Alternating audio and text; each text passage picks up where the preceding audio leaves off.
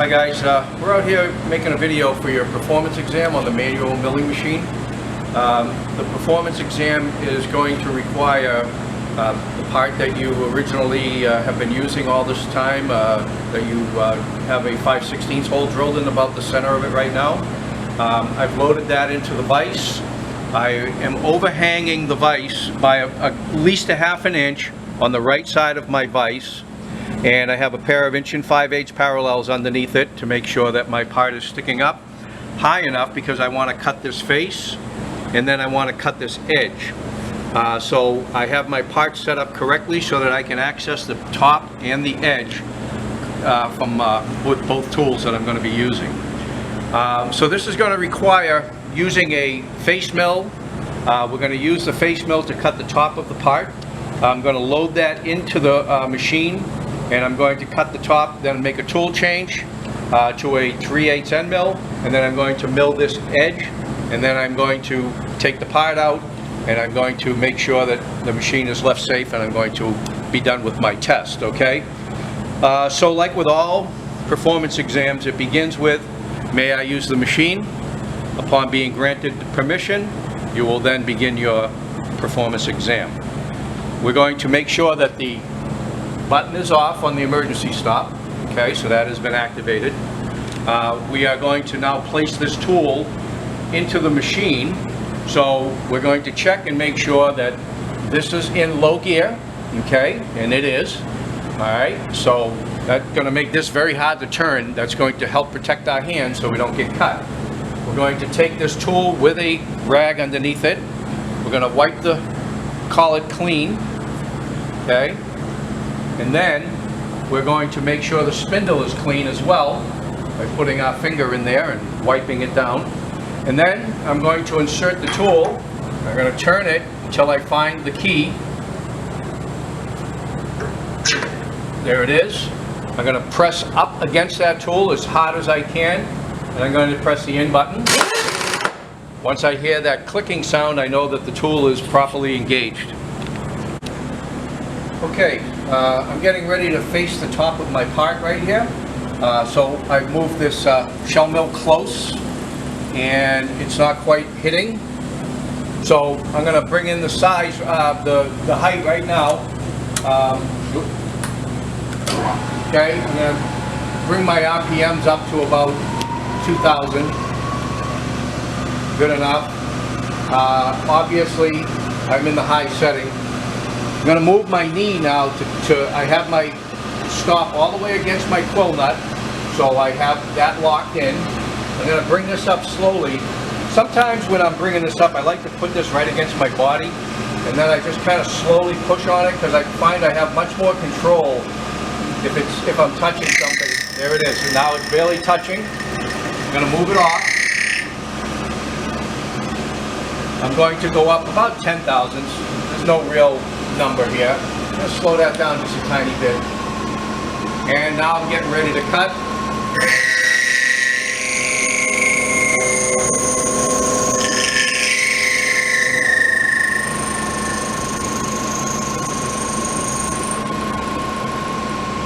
Stop, break, done. Lift up my quill, get it out of the way. It's all done. Okay, so that's the first half of what we need to do for the performance exam. Okay, so now I finished taking that cut. I'm going to unload the tool, and I'm going to make the tool change to the next tool. I want to make sure I hit my emergency stop. I want to make sure I've engaged my low speed, and then it's ready to come out now. I have my rag under my hand here. I'm going to make sure that my quill's all the way up and locked, and I'm going to hit the out button. The tool comes out, and that's it. Okay, I'm getting ready to load an end mill into a collet and put that into the machine. I want to make sure that we understand that this solid shank right here is what should be held by the collet.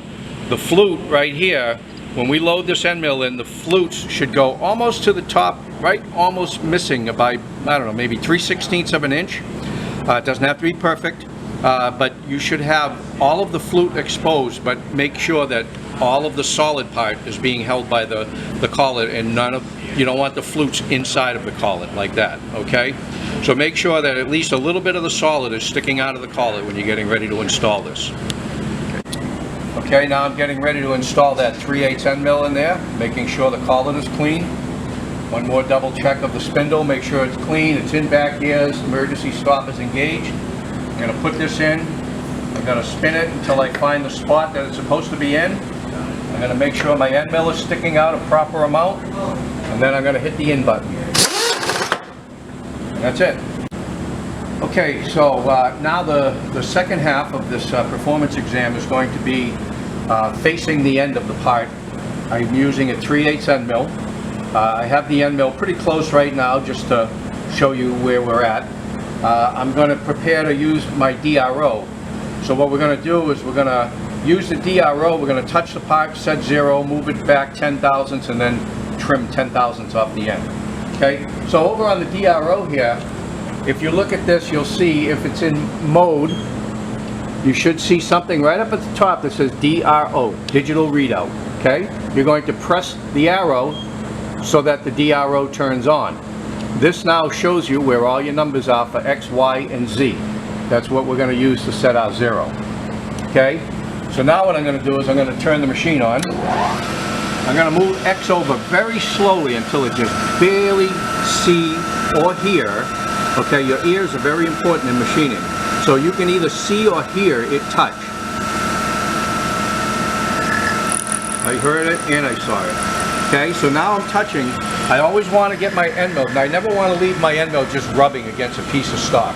So I move it off the pipe so that it's not touching anymore. Okay, now I'm going to set my DRO on my X-axis because right now it's got some silly number in there that I don't care about.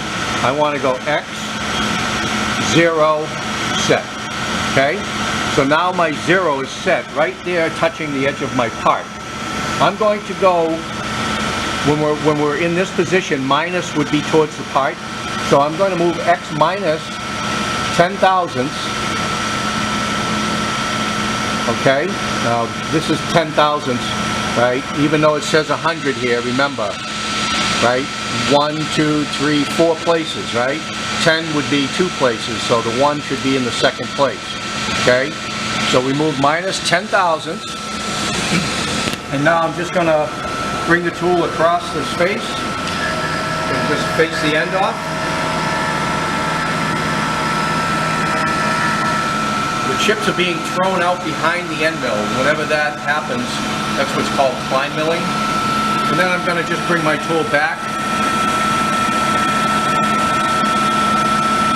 I'm going to dial way off the part. I'm going to hit the off and brake. I am then going to unlock my quill and bring that up. And my part has been faced off on the end. It's also been cut on the top. It is a done part. So now what I need to do is get my part out of the vise, okay, and remove this tool. So that's the last step to this. Okay, so I've removed my part from the vise. Last thing I need to do is remove my tool from the spindle. Okay, again, quill is all the way up. It's locked. Okay, emergency stop is on. My gear selector is in low gear. Okay, I have a rag for my hand underneath the end mill.